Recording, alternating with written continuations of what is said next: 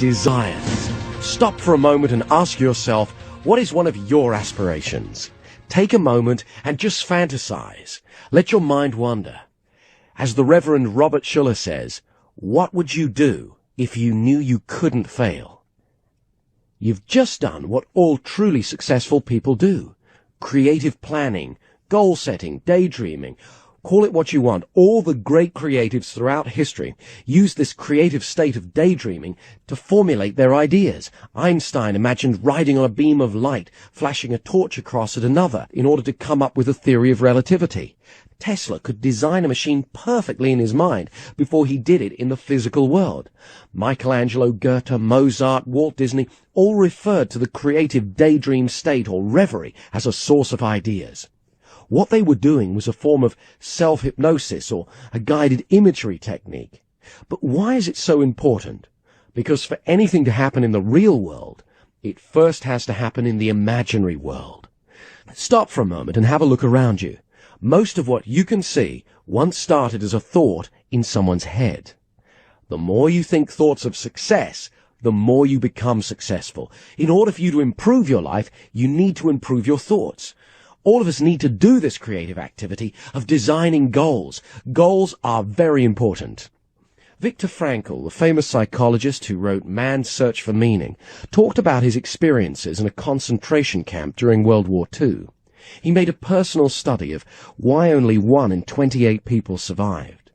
He observed that those who made it through were not necessarily the fittest, the healthiest, or the most intelligent. Mostly, those that survived, he believed, had a purpose to live, a goal. Goals were what kept them going. When the mind has a target, it can focus and direct itself until it reaches its goal. If you've got no targets, then your energy is dissipated. You may have heard the saying, you get back what you put out in life. So if you're putting out vagueness, then all you'll get back are wishy-washy half results. The way to change that is by having certain goals. As Reverend Robert Schuller also says, failing to plan is a plan to fail. Most people's goals are things like to get through the week. They don't actually stop and design the kind of life they truly want to have. Most people are like sheep. They just follow the herd.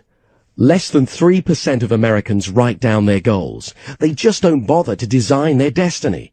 They stumble through life, leaving things to chance, wondering why they feel bad. It's like going out in a boat without a rudder, getting tossed and turned by the waves. You could end up anywhere, rather than deliberately steering in the direction that you want to. Most people spend more time making a list for the supermarket, but don't bother to list the really important things in life that they want. Goal setting is one of those things that will make you better than the rest. The future is a good place to get interested in because you're going to be spending the rest of your life there. As humans, we need something to strive for. I'm sure you've heard about the importance of goals before. It's an important part of every motivational speaker's message. So some of what I'm going to say to you may have heard before, but the crucial difference is this time, we're going to help you program those goals directly into your unconscious mind so that they're easier to achieve. Often, what motivational speakers do is tell you what to do and then expect you to go out and do all the work. However, using the amazing techniques on the positivity system, we're going to help you discover what it is you truly want and then program those things into your mind so you focus on them like a laser beam, so you take control of your life and steer it in the direction that you want. When you have a goal, you have a purpose, a direction, and your mind needs that. In one sense, you could compare the mind with a heat-seeking missile. Its goals are its targets. If you're unclear about your targets, then how are you going to achieve your goals? You can't hit a target if you can't see it. This is worth knowing, because while on course to achieving your goals, you may face setbacks, just as an aeroplane has to correct and change course on its way to a destination. That's why it's important to keep taking in feedback and adjusting to keep on target. Goals determine your direction, your energy levels, the edge of your limitations, what drives you, and ultimately, what makes you successful. An even simpler way of saying this is, and it's a theme of the whole positivity system, you always get more of what you focus on. This can work positively or negatively. For example, some people spend all their time thinking of ways not to be fat. Of course, the problem with that is, in order to not anything, you first have to think about it. For example, what happens if I say to you, try not to think of elephants? You think of them, or the word, or something associated with them. Some people are always saying to themselves, why am I so fat? How can I not be fat anymore? So what are they thinking about fat? And reinforcing that negative suggestion. So remember, in future, always state your goals in the positive. For example, how am I most easily going to become thinner? One thing that all unhappy people that I've ever worked with have in common is that they know what they don't want. They don't like this, they don't like that. They spend so much time focusing upon what they don't want as opposed to what they do want. And guess what happens to them as repetition is the agent of success? By regularly concentrating on what you do want, you'll condition your mind to attract more of it to you. But goals are more than just achieving status or acquiring material things. Attaining your goals is fine, but what you learn and how you grow emotionally, intellectually, spiritually on the way is what really matters. Just as studying at university isn't just about working to get a piece of paper, it's about meeting people, having different experiences, seeing new ways of looking at the world. In other words, it's the journey as much as the arrival that counts. What you achieve is often not as important as who you become in the process. Because when you're working on a goal, the goal is working on you.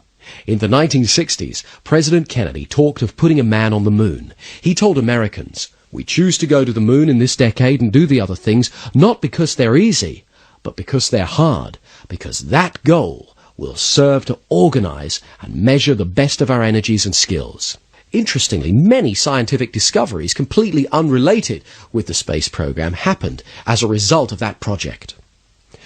A gentleman on one of my seminars told me he'd created a goal for himself to be attaining a huge house, swimming pool, big car, yacht, and his family looking happy. Then I asked him, but what about you? And he looked puzzled. He said, what about me? Then suddenly realized he wasn't in the picture. I asked him, what are you going to do? Work yourself into an early grave to afford more things for your family? So he put a happy, healthy picture of himself in his goal image, and it made him feel so much better. So you can see why it's important to be precise and to have goals that truly help you. They focus your mind so you concentrate your energy in a particular direction. As Goethe said, the greatest thing in this world is not so much where we stand, but in what direction we are moving. Goal setting is easy. Everyone can do it. In essence, this is all there is to it. Think of something you want.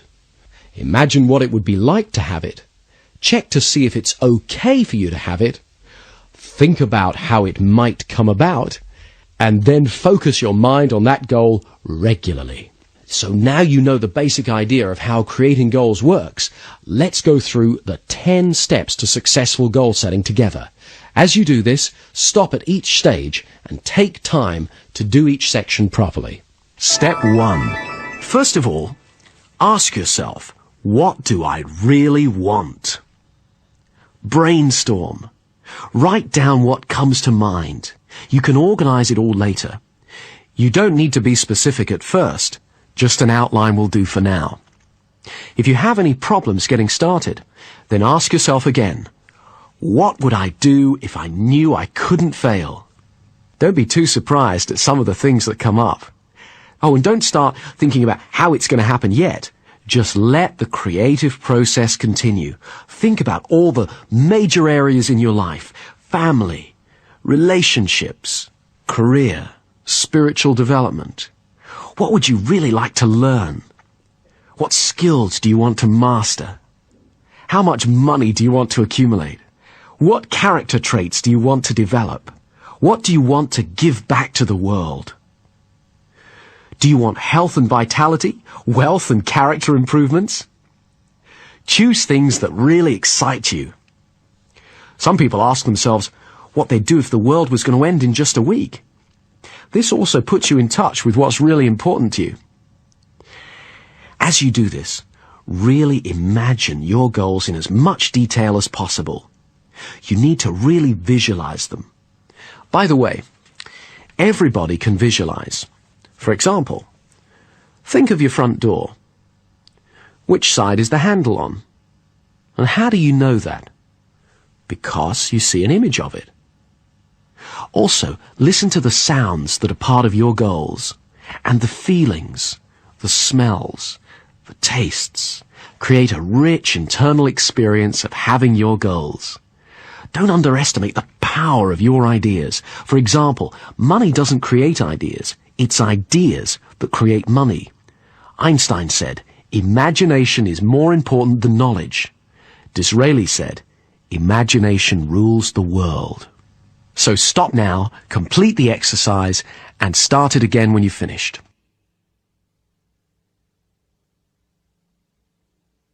Okay, step 2.